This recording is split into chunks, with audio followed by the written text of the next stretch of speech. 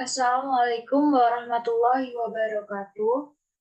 Perkenalkan, nama saya Widi Triningsih, NPM 2114071053 dari jurusan Teknik Pertanian, Fakultas Pertanian, Universitas Lampung. Kali ini saya akan menjelaskan materi tentang dioda dan dioda Zener.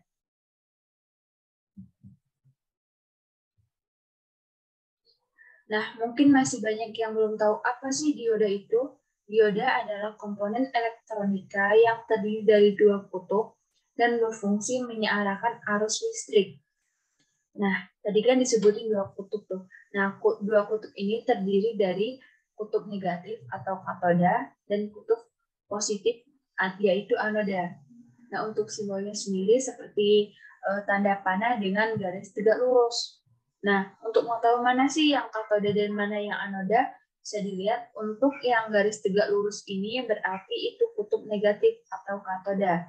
Sedangkan untuk garis seperti panah ini, yaitu berarti kutub positifnya atau anoda. Nah, ini kan tadi simbolnya. Nah, untuk bentuk fisiknya, bentuk yang sering kita jumpai di pasaran, yaitu seperti ini. Nah, tetap mempunyai dua kutub, anoda dan katoda, tetapi pada bagian bodinya biasanya berwarna hitam dengan garis putih. Nah, garis putih ini menandakan kutub negatifnya, atau yang berada di garis putih ini berarti dekat dengan katodanya, sedangkan yang tidak ada berarti itu anodanya. Nah, untuk lebih pahamnya langsung saja ke cara kerja anoda. Anoda sendiri untuk bisa mengalirkan arus harus memiliki beda tegangan. Nah, syaratnya pada anoda silikon beda tegangannya minimal 0,7 volt. Sedangkan pada dioda germanium beda selisih atau beda tegangannya minimal 0,3 volt. Nah, misalkan pada anoda kita beri tegangan 5 volt dan pada katodanya kita beri tegangan 4 volt. Nah, kita hitung nih selisih dari anoda dan katodanya berapa. Nah, setelah kita hitung kita dapatkan. Nah, kita dapat itu selisihnya 1 volt. Nah, 1 volt ini kan berarti lebih dari 0,7 volt. Nah, berarti syarat pertamanya terpenuhi. Dan apabila syarat pertamanya terpenuhi, maka dioda ini dapat mengalirkan arus. Nah, apabila dioda dapat mengalirkan arus, berarti dioda ini masuk dalam bias maju.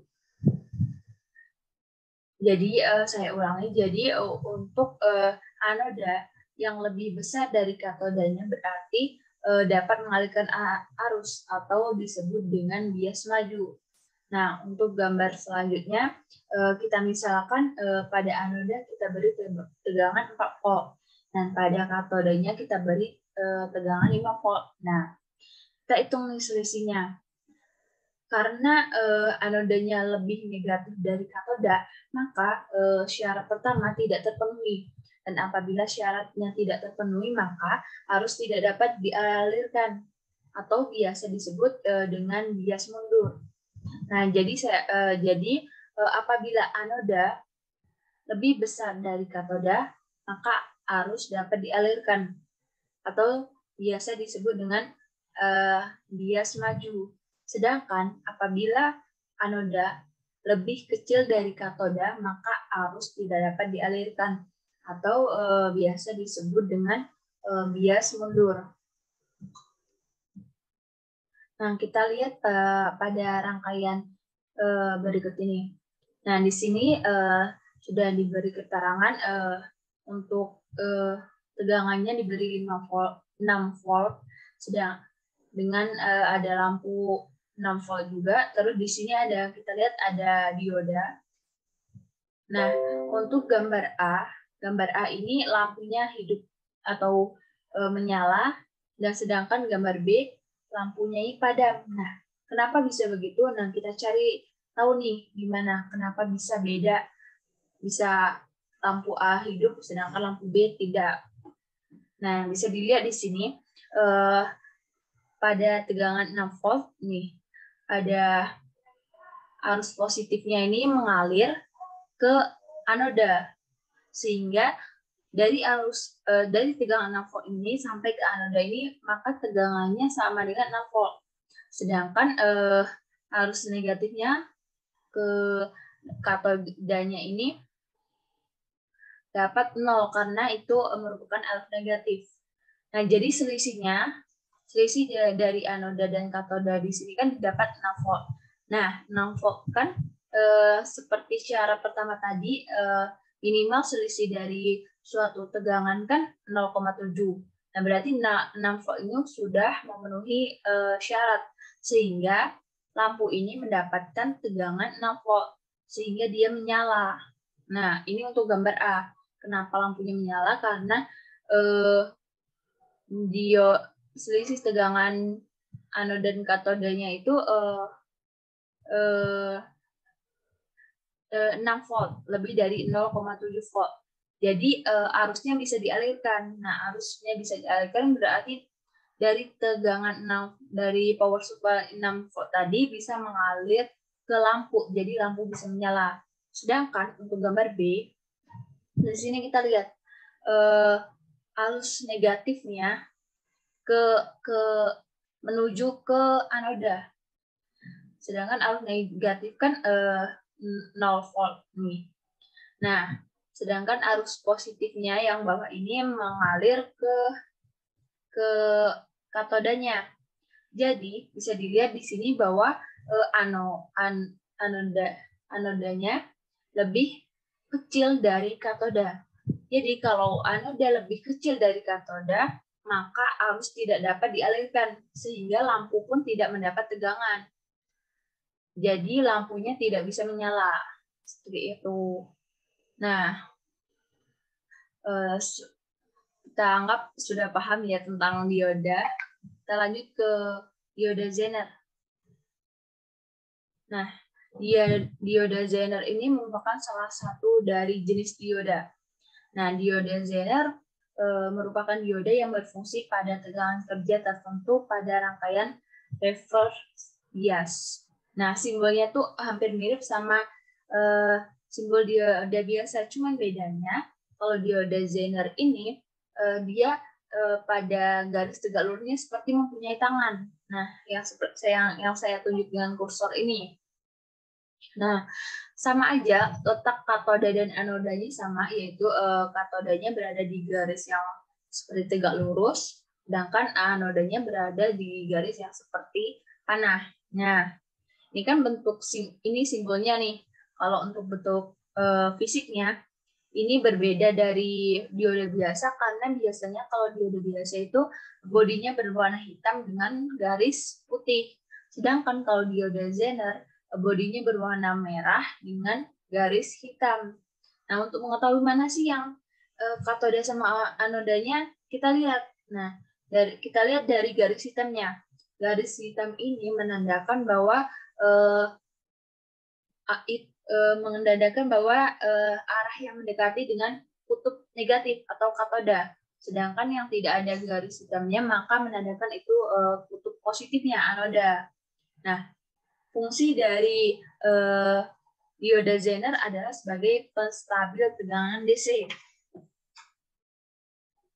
Nah, maksud dari penstabil sendiri yaitu membuat tegangan output menjadi stabil meskipun input diubah-ubah nilai tegangannya. Jadi seumpamanya tegangan di dioda Zener ini 8 volt. Nah, maka outputnya itu juga 8 volt. Dengan syarat inputnya harus lebih dari 8 volt. Jadi kalau kurang tidak akan bisa, hanya akan mengalirkan tegangan tersebut. Nah, kita biar lebih jelasnya kita lanjut ke cara kerja dioda Zener. Nah, cara kerja dioda Zener, nah kita lihat paling penting untuk diingat untuk pemasangan dioda Zener, rangkaiannya tidak boleh terbalik.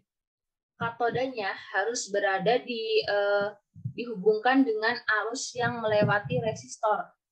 Karena apabila terbalik, maka fungsinya akan sama dengan dioda biasa atau tidak akan menghasilkan output yang sama dengan tegangan dioda Zener tersebut. Nah, kita lihat contohnya nih. Contohnya kan ini power supply-nya 12 volt. Nah, dia mengalir nih. Jadi walaupun berapapun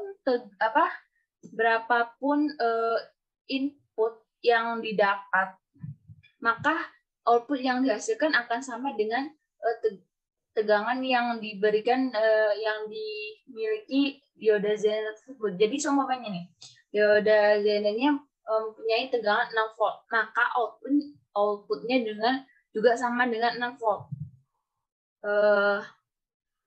Dengan ketentuan inputnya harus lebih dari 6 volt, karena kalau sampai semuanya ini inputnya 3 volt, sedangkan dioda Zenernya ini 6 volt, maka outputnya ini akan mengikuti 3 volt karena tidak akan bekerja dioda Zenernya karena inputnya tidak lebih kecil dari dioda Zener. Maka ketentuannya agar dioda Zener dapat bekerja, maka inputnya harus lebih besar dari tegangan dioda Zener tersebut.